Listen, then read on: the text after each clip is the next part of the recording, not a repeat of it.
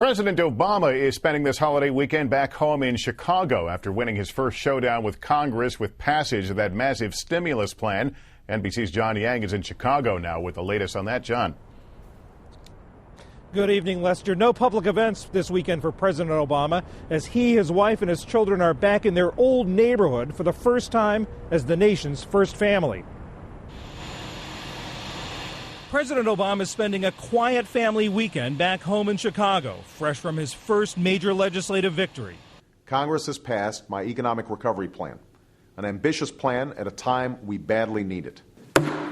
The $787 billion package of spending increases and tax cuts is the most expensive bill ever. Mr. Obama says he wants to make sure the money isn't wasted. Once the plan is put into action, a new website, recovery.gov, will allow any American to watch where the money goes and weigh in with comments and questions. The nonpartisan Congressional Budget Office projects that 74% of the money will be pumped into the economy in the next 18 months. The massive legislation, which the president's to sign into law early next week, changed right up until the final hours, with last-minute edits made by hand. 1,100 pages, not one member of this body has read. Not one. Details are still emerging, including strict retroactive limits on pay for top executives at companies getting federal bailouts, tougher even than what the White House had put in place. And while the bill avoids targeted spending, known as earmarks, lawmakers still tried to help pet projects. There's $8 billion for high-speed rail. Some of it could go to the L.A. to Las Vegas route pushed by Senate Majority Leader Harry Reid of Nevada. Cancer survivor Arlen Specter, one of the only 3 Republican votes for the bill, won $10 billion more for the National Institutes of Health.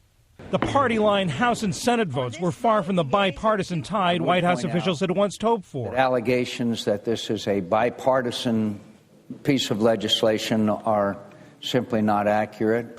But for the president, bipartisanship means changing the tone of the debate in the long term. In the short term, a solid Republican opposition front could pose challenges. That means Obama has to have unified Democratic support.